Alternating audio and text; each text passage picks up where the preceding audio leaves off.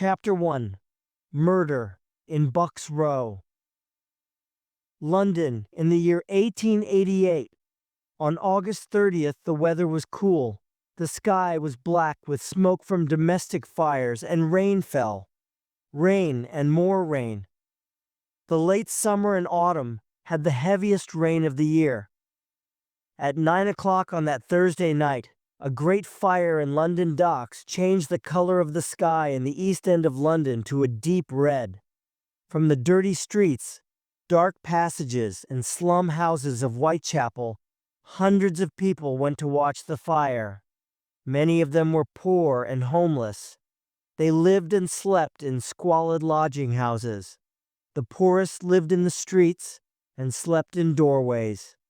As always, the pubs were crowded and noisy. Alcohol was cheap, and it helped people to feel better. Mary Ann Nichols was in Frying Pan Pub on the corner of Brick Lane, spending her last pennies on drink. She needed the money to pay for a bed in the White House, her lodging house in Flower and Dean Street.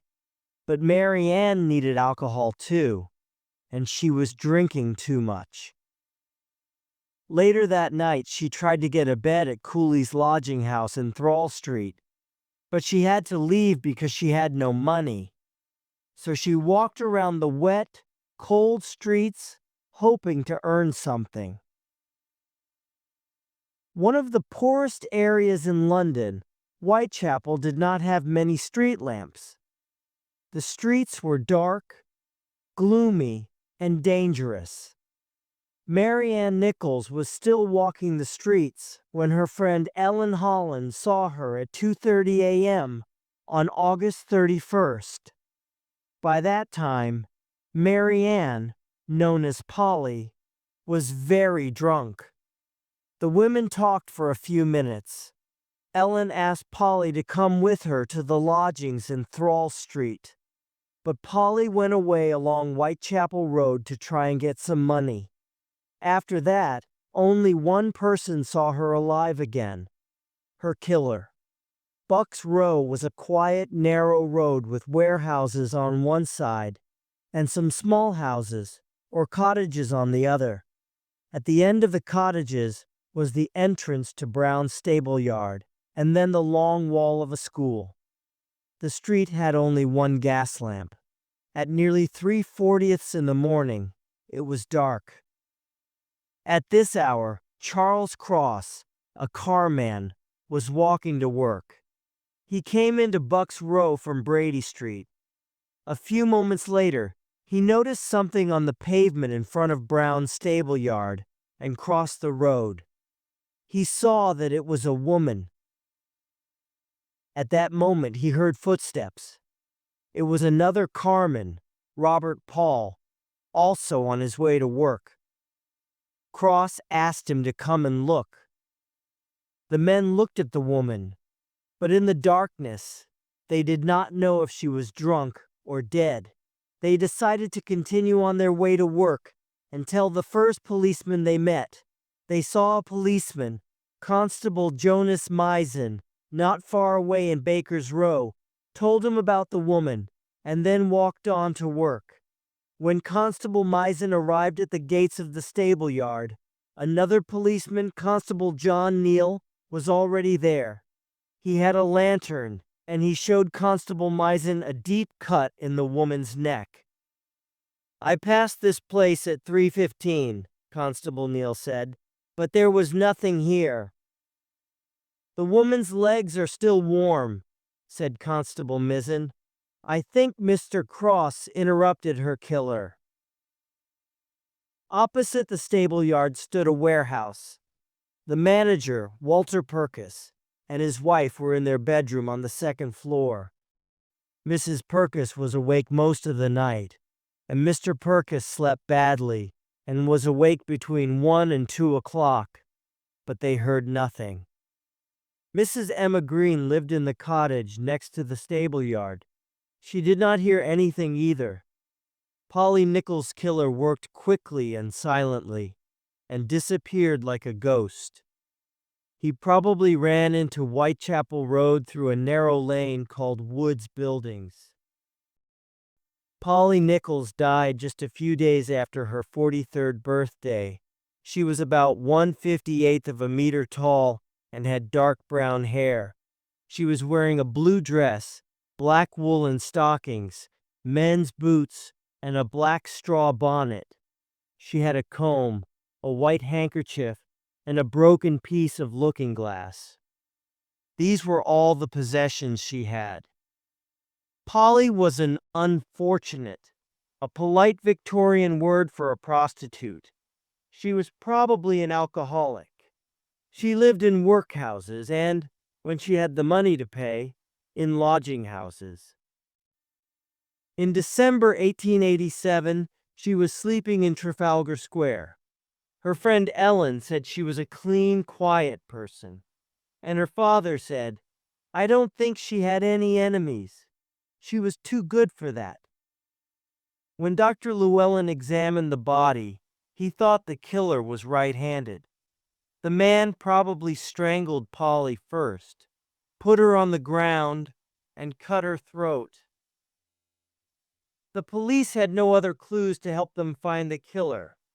There was also no obvious motive, such as robbery. This was a new, unknown type of murder, which they could not understand. Polly Nichols was not the first unfortunate who was murdered that year, so Scotland Yard chiefs sent their most experienced officer to investigate. This was Inspector Abilene, a fine detective who knew the East End and its people very well. But he did not know that this killer was different, clever, efficient, and savage. Today he is probably the most famous killer in the world, Jack the Ripper. But nobody has ever discovered his true identity. On August 31st, the Star newspaper had a sensational headline.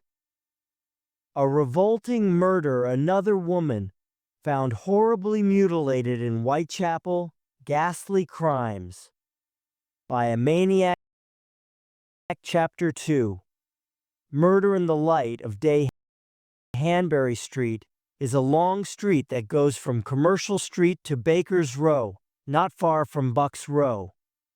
Now demolished, number 29 was an old building with 3 floors. On the ground floor, Mrs Hardiman had a cat meat shop. On the first floor, Mrs Richardson and her grandson lived in 3 rooms, and she let out the other rooms. She also had a packing case business in the cellar at the back of the house.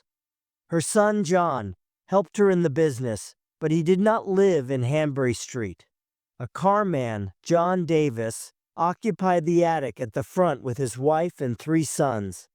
A total of 17 poor people lived in number 29, which was a crowded, busy place. From Hanbury Street, people entered the house through a door next to Mrs. Hardiman's shop. The door opened to a passage about 7 to 8 meters long. At the end of the passage, there was a door to the backyard.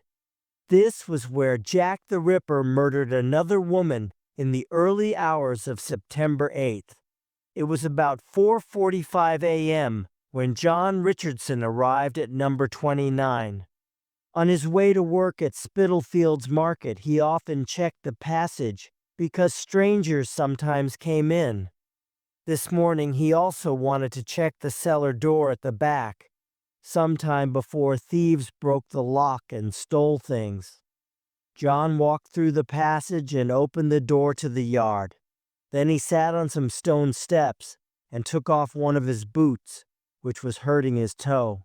He cut a piece of leather from the boot with a knife. It was getting light, and he could see that the lock on the cellar door was secure. There was nobody in the yard.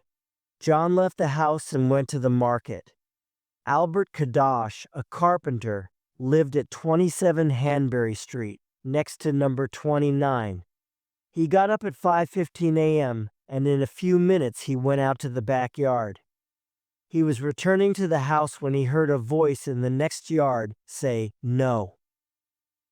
3 or 4 minutes later, Albert came into the yard again and heard a sound like a bump against the wooden fence that separated the yards of numbers 27 and 29.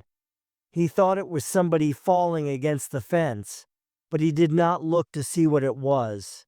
Then he left for work and passed Spitalfields Church at about 5:32 a.m. At 5:45 a.m., John Davis got up. By 6 o'clock, he was ready for work and went downstairs to the backyard. From the top of the steps, he saw a horrible sight. On his left, between the steps and the wooden fence, lay the mutilated body of a woman.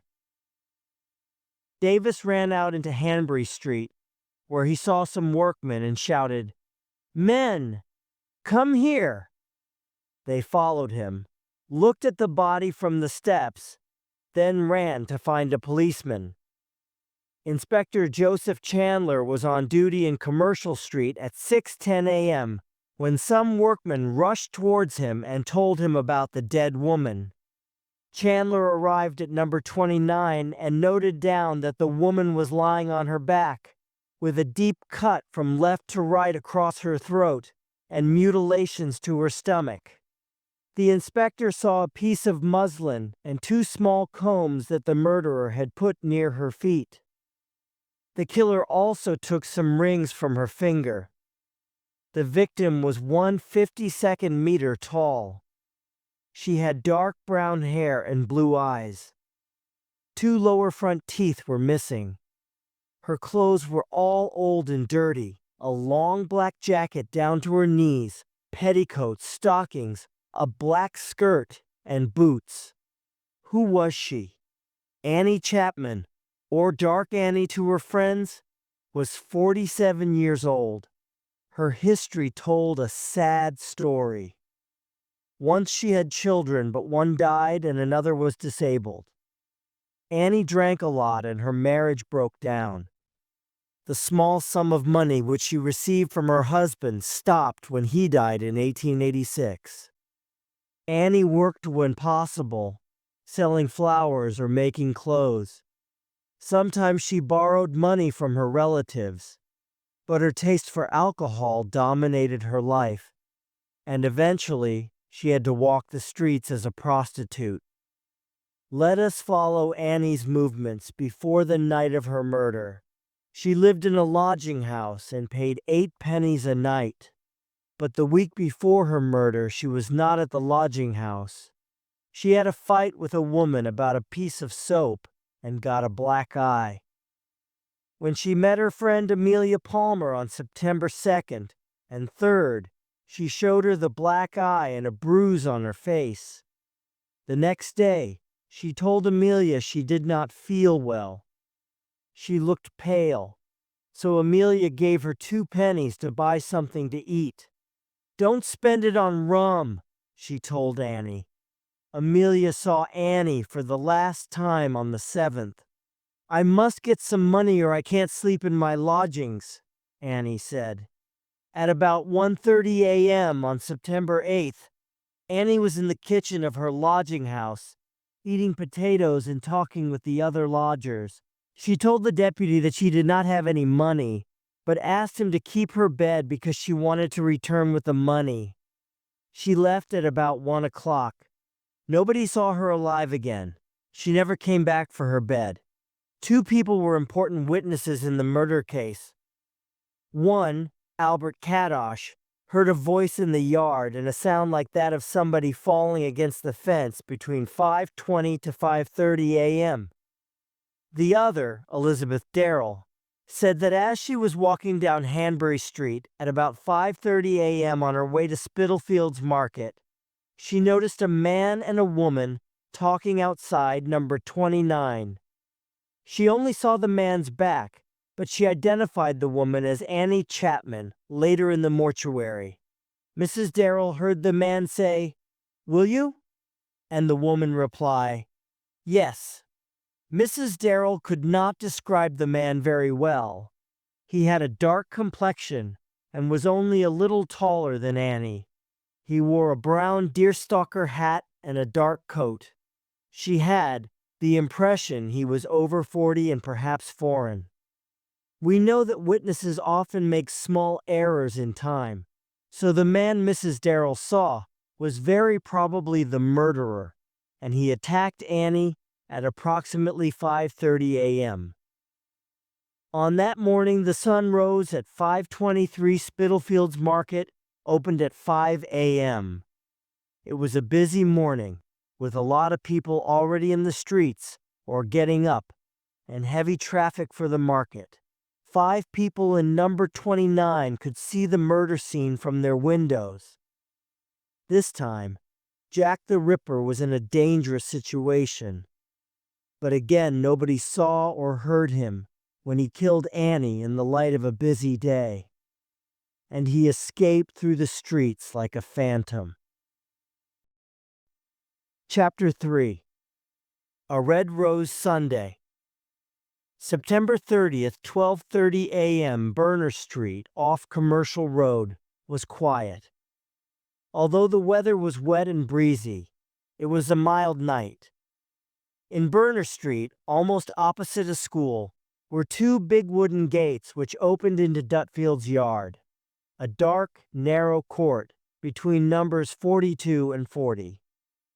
Number 40 was the premises of the International Workingmen's Educational Club. Just over half an hour before, Russian and Polish Jews were having a discussion in the club.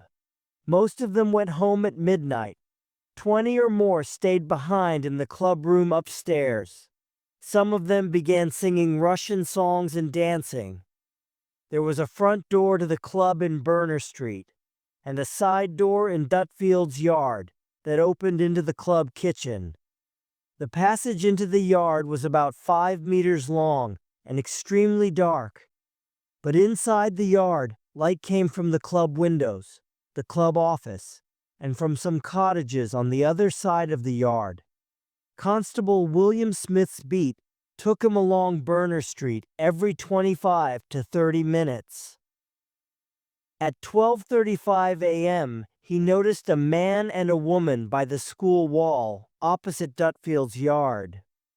The woman wore a red flower on her jacket. The man had a parcel wrapped in newspaper. He was 170 meters tall, about 28 years old, and wore a deerstalker hat and dark clothes. At 12:45, Israel Schwartz was walking towards Dutfield's yard when he saw a man stop and speak to a woman in the entrance. Schwartz later described the man as 1/65 of a meter tall, about 30, with a small brown mustache. He was wearing a dark jacket and trousers, and a black cap with a peak. Suddenly the man pulled the woman into the street and threw her down onto the pavement. She screamed, but not loudly. Schwartz did not want any trouble, so he crossed to the other side of the street. There he saw another man who was lighting a pipe. Then the first man shouted, "Lipsky," perhaps at Schwartz, perhaps at the other man. Frightened, Schwartz ran away. The man with the pipe ran after him. Schwartz thought the man was following him, but a few moments later, when he looked back, there was nobody behind him. What was going on? Later, Inspector Abilene had a good theory. He knew that Lipsky was the name of a Jewish murderer, and in 1888, it was an insulting word used against Jews. Israel Schwartz was Jewish, so perhaps when the first man saw him, he shouted Lipsky to warn him aggressively to go away. Or perhaps he was warning the man with the pipe that Schwartz was coming. Was this man the murderer's accomplice? Or was he an innocent witness who ran away like Schwartz? At 1 a.m., Louis Diemschutz was coming along Burner Street with his pony and cart. He lived with his wife at the club, which they managed together. When he drove his cart into the entrance to Dutfield's yard, the pony turned to the left and refused to go on. It was scared of something. Mr. Diemschutz looked down to his right, and in the pitch darkness, he could just see a shape on the ground. He got off his cart, and struck a match. Before the breeze blew out the match, he made out a figure in a dress. It was a woman. Mr. Deemschutz, anxious about the safety of his wife, went into the club to look for her. He found her safe with some club members and told them about the woman. Then he returned to the yard with a candle and a friend. When they saw a lot of blood flowing from the woman's neck, they ran to find a policeman. At the same time, Morris Eagle, another member of the club, ran for help in the opposite direction. He found 2 policemen in Commercial Road, who rushed to Dutfield's yard. Then one of them went off to bring a doctor. Edward Johnston, a doctor's assistant, arrived at January 13th. He examined the dead woman and saw that she had a deep cut in her throat. Her body was still warm. Dr. Blackwell arrived at 1:16. He thought the woman had died between 20 to 30 minutes before. He noticed a scarf round her neck. It was tied on the left side and was pulled very tight. Had the killer seized the scarf from behind and pulled her to the ground, where he cut her throat? Detective Inspector Reed arrived at Dutfield's yard at 1:45. He noted the dead woman's height, 157 meters, and guessed her age, about 42. She had curly dark brown hair, a pale complexion, and light gray eyes. 2 front teeth were missing at the top. She wore a long black jacket and an old black skirt. Her stockings were white, her bonnet black, and she was wearing boots. There was 1 red rose on her jacket. The witnesses identified the victim as the woman with the man near Dutfield's yard. A man named Michael Kidney also identified her. He said she lived with him, and her name was Elizabeth Stride. He had seen her for the last time on September 25th. Elizabeth sometimes stayed at a lodging house in Flower and Dean Street, where people called her Long Liz. Mrs. Tanner, the deputy, said she last saw Elizabeth alive about 7 p.m. on Saturday the 29th in the kitchen of the lodging house. Long Liz was born Elizabeth Gustafsdotter in 1843 near Gothenburg in Sweden. She probably came to England for domestic work. In 1869, she married John Stride, a carpenter. Nobody knows when the marriage broke down, but in 1877, Elizabeth was living in a workhouse. Her husband died in 1884, when Long Liz was lodging in Flower and Dean Street. According to the medical evidence, Elizabeth Stride died about 12:56 a.m., or even perhaps at 12:58. If this is true, Louis Deemschutz's arrival at 1 a.m. very probably disturbed the killer, so he only had time to cut his victim's throat. Then he hid in the darkness of Dutfield's yard, and when Mr. Deemschutz ran into the club, he quickly escaped. But the murder of Elizabeth Stride was not enough. Jack the Ripper wanted more blood, and he went to look for another victim. Chapter 4. Mitre Square.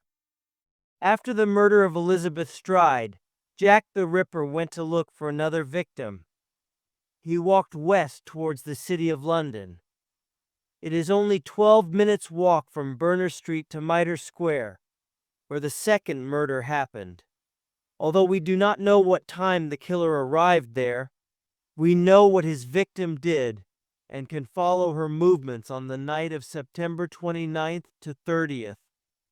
At 8:30 on Saturday night, Constable Robinson found a woman lying on the pavement in Aldgate High Street. She was completely drunk. With the help of another constable, Robinson took her to Bishopsgate Street Police Station. She slept in a police cell for 3 hours. Then she started singing quietly, and at 12:30, she asked the policeman on duty when she could go. 25 minutes later, the policeman took her from her cell to the office.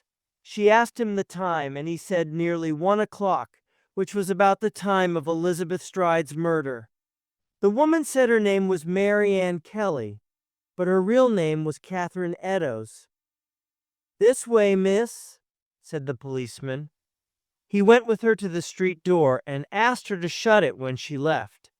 Catherine said, "Good night," and she went to meet her fate at the hands of Jack the Ripper. Mitre Square is 8 minutes' walk from the police station. Perhaps Catherine arrived there at 1:10 a.m., perhaps later. We can imagine her singing to herself as she walked along, a small woman, about 1/52nd meter, and thin. She looked about 40, and had dark brown hair under her black bonnet. Her clothes were old and dirty. She was wearing a red handkerchief around her neck, a black jacket, men's boots, and an old white apron. This apron had an important part to play in the murder. Around 133rd, 3 men came out of the Imperial Club in Duke Street. They passed a man and a woman at the corner of Church Passage that led into Mitre Square. The couple were talking quietly, and the woman had her hand on the man's chest. The place was badly lit, but one man, Joseph Lewend, gave a description of them. He said the woman was short and wore a black jacket and bonnet. The man was aged 30, 1/70th of a meter tall, medium build, with a fair complexion and mustache.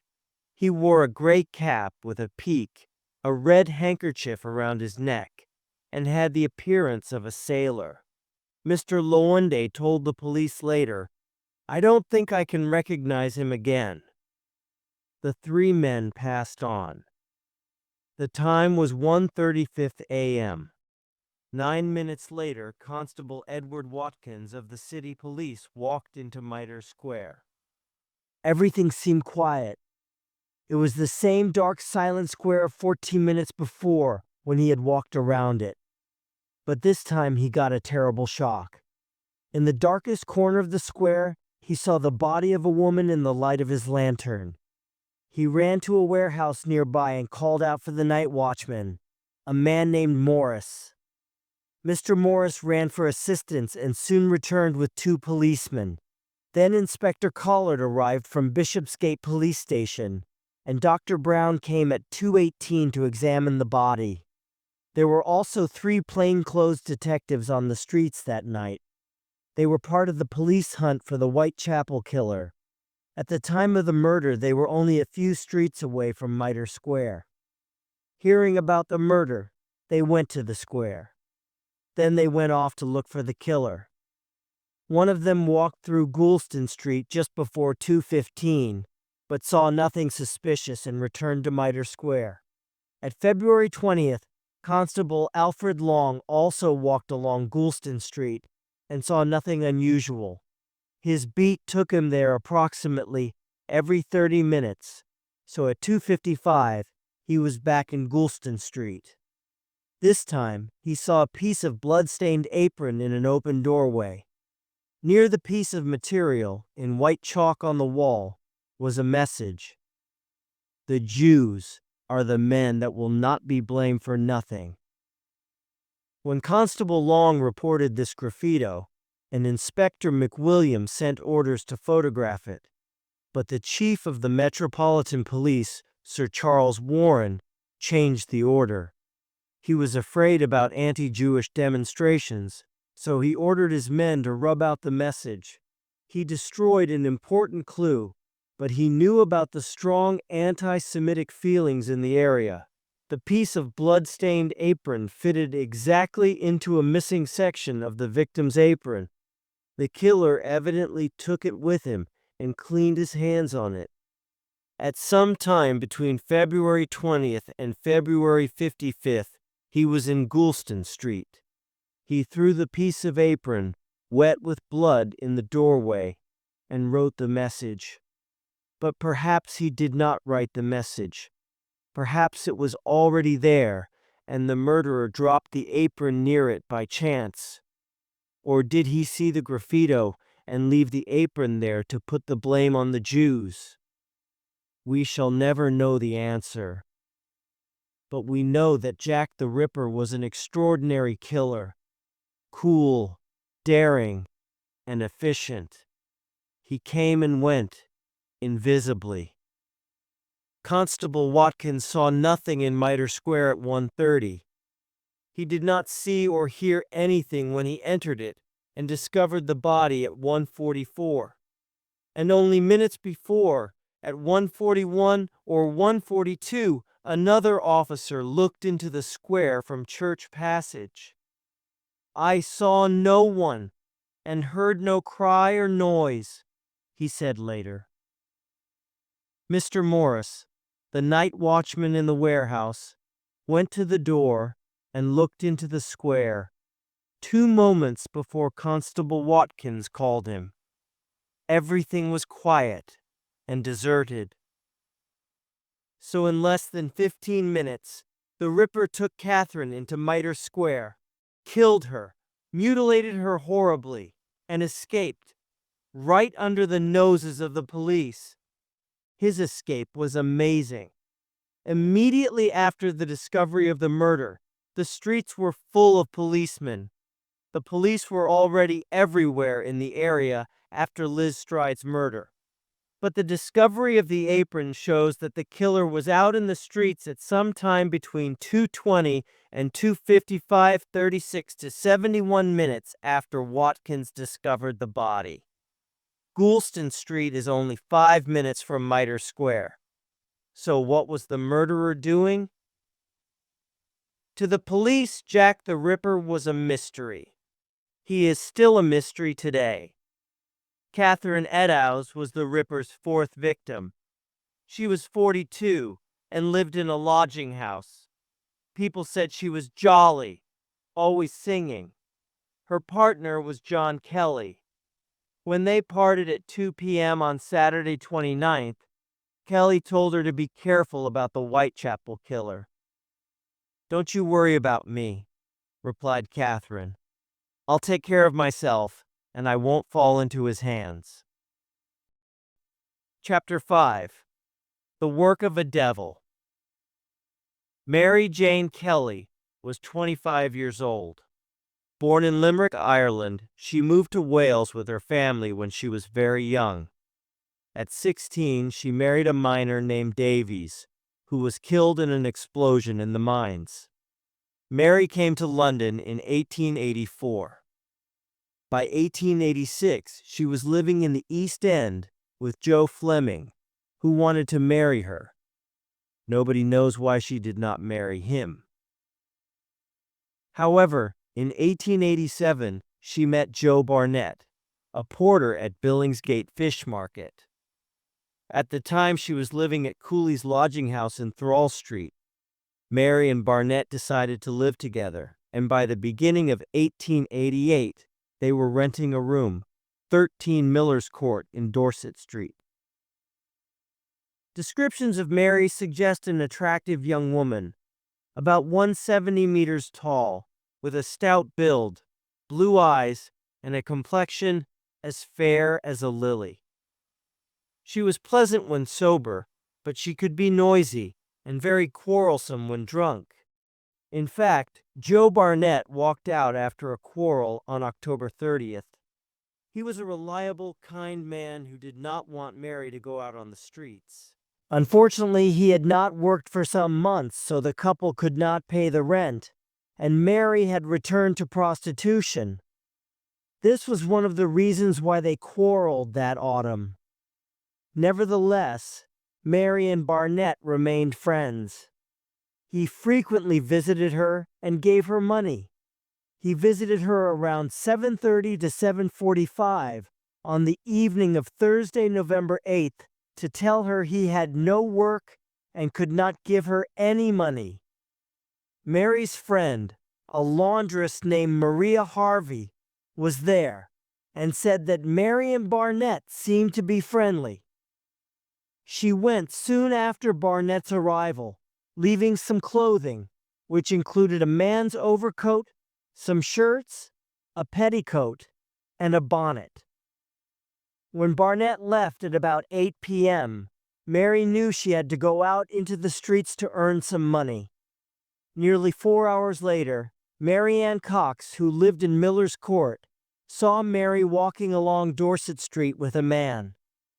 Mrs. Cox followed them into the court and said, "Good night, Mary Jane," as they were going into Mary's room. Mary was so drunk that she could not answer properly. Mrs. Cox saw the stranger in the light of the gas lamp opposite Mary's front door. He was about 36, 1/65 of a meter tall, stout, with a carrot-colored mustache. He had a bottle of beer in his hand. As she went indoors, Mrs. Cox heard Mary singing an Irish song. Just after midnight, Mrs. Cox went out. When she came back at 1 a.m., there was a light in number 13, and Mary was still singing. After warming her hands, Mrs. Cox went out again. Returning at 3 o'clock, she saw no light in Mary's room, and all was quiet. That night, it rained hard and Mrs. Cox could not sleep well. Although men went in and out of the court, she did not hear anything suspicious. But another witness told a different story. Elizabeth Prater lived above Mary's room. She went to bed about 1:30 a.m. and fell asleep. Around 2 hours later, she woke up suddenly because her kitten was walking over her. She guessed the time was about 3:30 to 4 a.m. At that moment, she heard screams of murder 2 or 3 times in a female voice. She later changed this to a quiet cry of, "Oh, murder!" Mrs. Prater said she went back to sleep. She often heard cries of murder in the court. When Sarah Lewis passed Christ Church near Dorset Street, the church clock struck 30. Mrs. Lewis was going to stay with her friends at 2 Miller's Court. She slept badly in a chair until March 30th when she heard the clock strike, and was awake until nearly 5 o'clock. Just before 4 a.m., a young woman screamed, "Murder!" not far away. Mrs. Lewis did nothing because cries like this were usual in Whitechapel. It is probable that Mrs. Prater and Mrs. Lewis paid no attention to Mary Kelly's last terrified cry for help. Friday, November 9th was the day when the citizens of London celebrated the Lord Mayor's show. "I hope it will be a fine day tomorrow," Mary had told Mrs. Prater the morning before, "as I want to go to the Lord Mayor's show." At 10:45 on Friday morning, Mary's landlord, John McCarthy, was checking his accounts in his shop at 27 Dorset Street. He noticed that Mary owed him 29 shillings in rent, so he sent his assistant Thomas Bowyer to her room to ask for the money. Bowyer got no answer when he knocked twice. He walked to his right round the corner, where there were 2 windows of number 13. The window nearest to the door was broken in 2 places. Bowyer put his hand in and pulled back the curtain. The first thing he saw was 2 pieces of flesh on the bedside table. Then he saw a body lying on the bed and a lot of blood. He ran back to the shop to tell McCarthy. When McCarthy looked through the window, his face turned pale. The body on the bed resembled something in a butcher's shop. He told Bowyer to go to Commercial Street Police Station. Inspectors Beck and Dew, the detectives on duty, went to the murder scene. The door was locked. Inspector Abilene arrived at 11:30 a.m., but he could not give the order to break open the door until 1:30 p.m. He had to wait for some bloodhound dogs to arrive. At 1:30, when the news came that the dogs were not coming, he told McCarthy to break open the door. Nobody knew that it was not necessary. Barnett and Mary used to put a hand through the broken window and pull back the bolt to open the door. The scene in the little room was from a nightmare. It was only 4 to 5 meters square and the door banged against the bedside table. There was not much furniture. An old table and 2 old chairs stood on the bare, dirty floor. In the fireplace were the ashes of a large fire. On the bed lay a body that was almost unrecognizable. Only the hair and eyes identified it as Mary Kelly. John McCarthy said later, "It looked more like the work of a devil than of a man." And Mrs. Prater, who looked through the window, said, "I can never forget it if I live to be 100. Next day, Inspector Abilene examined the ashes in the fireplace. The strong heat from the fire had melted part of a kettle. In the ashes, Abilene found some women's clothing, which Maria Harvey had left in the room. Why had the Ripper burnt them? When Abilene discovered only one small piece of candle in the room, he thought that the killer had made a fire with the clothes because he needed more light to do his terrible work. This time, Jack the Ripper had time to finish his crime without interruption. It was truly the work of a devil. Chapter 6.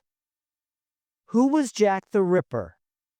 The man called Jack the Ripper was never caught, and his name will probably never be known.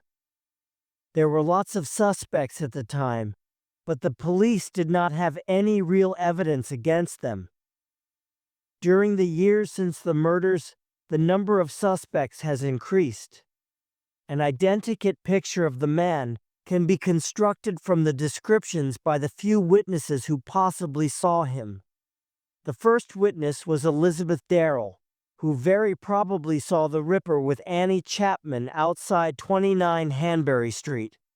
He wore a brown deerstalker hat and was short, about 1/63 of a meter.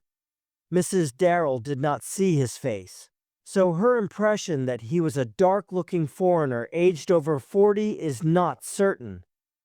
In the case of Elizabeth Stride, from the descriptions by Constable Smith and Israel Schwartz, we have a man between 28 to 30 years old, 1/65 of a meter to 1/75 of a meter tall, wearing dark clothes and a hat with a peak, or perhaps a deerstalker.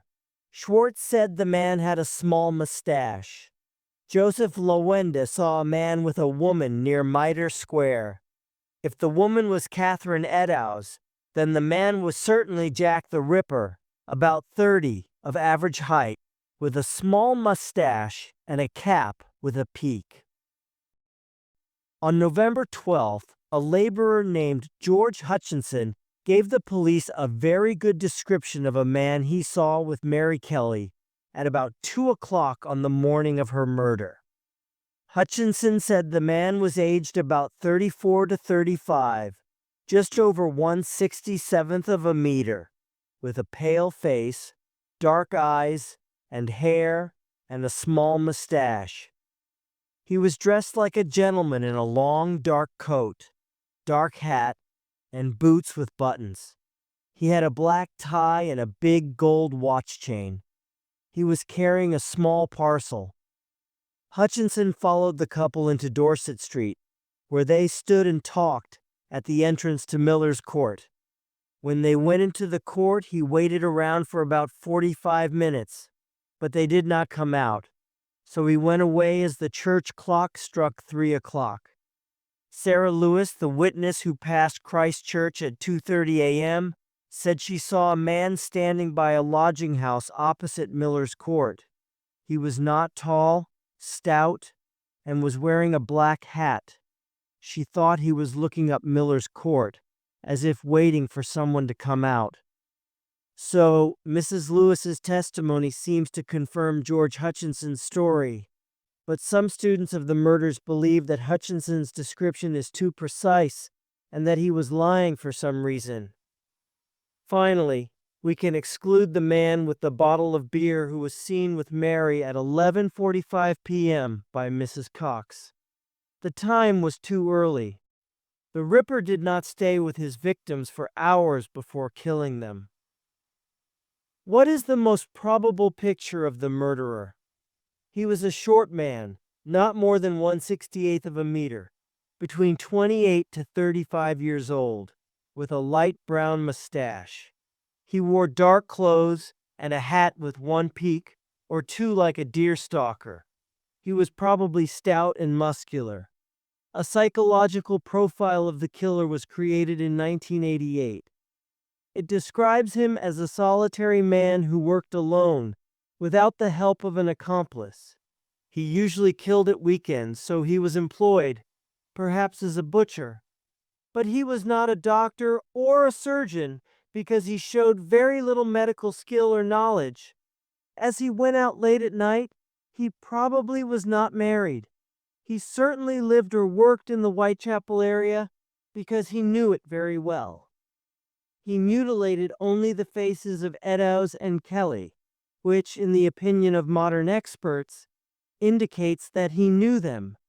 Most of the hundreds of suspects can be eliminated. An example is Montague John Druitt, a 31-year-old lawyer, teacher, and enthusiastic sportsman. On December 31st, 1888, his body was found in the Thames near Chiswick. It had been in the water for about a month. On Friday, November 30th, Druitt lost his job at a private school for some unknown reason. He explained his suicide in a note to his brother. He wrote that he was afraid of becoming like his mother, and the best thing for me was to die. His mother was in an asylum for lunatics. The police believed that Druitt went mad after the murder of Mary Kelly and committed suicide. However, today we know that serial killers do not often commit suicide. Also, Druitt was playing cricket in Dorset on September 1st, the day Polly Nichols was murdered. In 1902, Inspector Abilene suspected a man called George Chapman, a publican who was arrested for poisoning his barmaid Maud Marsh. He had killed other women in the same way. Chapman's real name was Severiano Klosowski, a Polish immigrant working as a barber in Whitechapel in 1888. But he had only arrived in England the year before. So how could he know the area as well as the Ripper? And is it possible that Jack the Ripper changed from savagely killing prostitutes to poisoning barmaids? A recent suspect is the famous artist Walter Sickert, known as the British Impressionist. He was 28 years old and living in London at the time of the murders. His strange character has attracted suspicion. He was secretive and often disappeared into dark little rented rooms around the poor quarters of London. He had a morbid interest in the Ripper murders all his life, and it is possible that he sent Ripper letters to the police. But there is no real evidence to connect him with the killings. He was also taller and slimmer than the man described by witnesses. His gloomy paintings of murder scenes were part of his vision as an artist. He liked to paint the dark, squalid side of life. Other artists and writers show a similar fascination with violence. Dickens, for example, or Zola. But that does not mean they are murderers. A more probable suspect is George Hutchinson, mentioned earlier. He gave a detailed statement on the evening of November 12th, after the inquest on Mary Kelly. Some writers have asked why he did not go to the police before the inquest. Was it because Mrs. Lewis's testimony appeared in the newspapers only after the inquest? When he read the report, he realized that she had seen him opposite Miller's Court. So he had to go to the police before they found him and asked him why he was there. Did he make a false statement and give a false description? Did he have something to hide? The killer's terrible mutilation of Mary Kelly's face suggests that he knew her well. Hutchinson's statement begins, "About 2 a.m., 9th, I met the murdered woman, Kelly, and she said to me, 'Hutchinson, will you lend me sixpence?' so he and Mary knew each other. In fact, Hutchinson had known Mary about 3 years, so he certainly knew that she had her own room. After the murders in Berner Street and Mitre Square, the streets were too dangerous for the Ripper, which explains why he did not kill in October. So perhaps he decided to kill his next victim indoors and chose Mary Kelly, knowing her room was safe. Mrs. Lewis described Hutchinson as a short, stout man. The newspapers gave his age, 28. He lived at the Victoria Home, a working men's lodging house in Commercial Street, right in the middle of the murder area, and very near Goulston Street, where the piece of Edhouse's apron was found. So was George Hutchinson Jack the Ripper? We do not know. The police believed there was one final murder by the Ripper in July 1889. It happened in Castle Alley, close behind Hutchinson's home. If Hutchinson was the Ripper, why did he stop killing? We know that by 1891, he had moved away from Whitechapel. Nobody knows where he went. There is one important point in favor of Hutchinson's story. Inspector Abilene, a very able and experienced detective, interviewed him on November 12th and believed his story. He wrote, "I am of the opinion his statement is true, but Abilene had been wrong about George Chapman." Chapter 7. Panic. In our violent times, it is difficult to imagine the shock and horror that the Whitechapel murders caused in 1888. In Victorian times, the East End was also violent, but the Ripper murders were something new. Murder was usually the result of domestic quarrels, drink, or robbery. The Ripper murders were the first of a new kind of crime.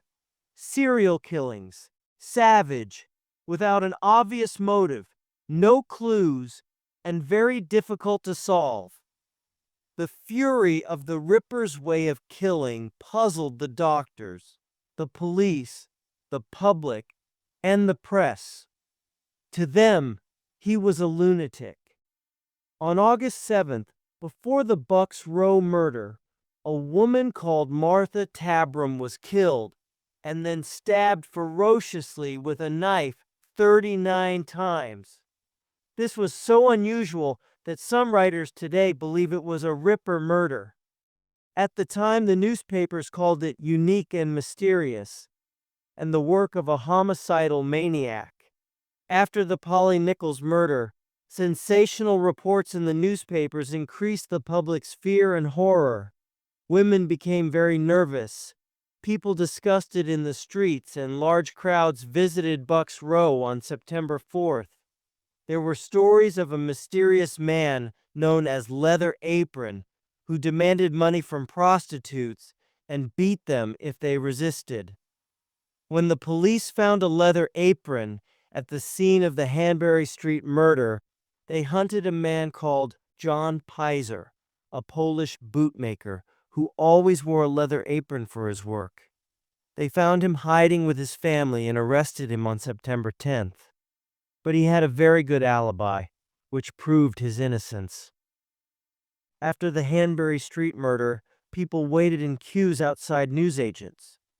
The Star reported the crime in very sensational language. The killer was half beast, half man, a demon, or vampire. When Mrs. Mary Burrage of South London read about the murder, she collapsed and died of fright. The East End community fell into panic and hysteria. On September 8th, thousands of frightened people were out in the streets. Large angry crowds gathered in Hanbury Street and at the local police stations. They attacked anybody who looked suspicious. A young criminal called Squibby, for example, was in Hanbury Street when a detective saw him in the crowd and chased him. The crowd followed, shouting, "Catch him!" Squibby was terrified and finally surrendered to the police for his own protection. The anger of the crowd also turned against Jews, who were threatened and abused. Liz Stride and Kate Eddowes were murdered near Jewish clubs, and the police were very nervous about the possibility of anti-Jewish disturbances. The message in chalk that blamed the Jews was written on the wall of a building in a Jewish area. But it is certain that the Ripper was not Jewish, and Samuel Montague, an important Jewish citizen and MP, offered a reward of £100 for the arrest of the murderer. Also, some Jewish tradesmen organized a vigilance committee to help the police and offered a reward. At night, anger changed to terror. Shops closed early. People rushed home and locked their doors. Some prostitutes left Whitechapel. Panic spread all over London. When a man called Brennan began to shout about the murders in a pub in Camberwell, the customers ran out into the street and Brennan was soon arrested. But in Whitechapel, the pubs were empty, and there were only policemen and vagabonds in the dark streets. Calm began to return only after a few weeks. Meanwhile, the newspapers continued to report sensational stories and rumors. But they could not print details of the killer's mutilations, which the doctor did not reveal.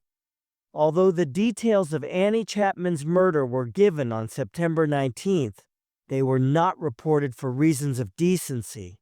However, 2 days before, somebody sent a letter to the police which was never published. It began, "Dear Boss," and there was a postscript which included the sentence, "What a pretty necklace I gave her."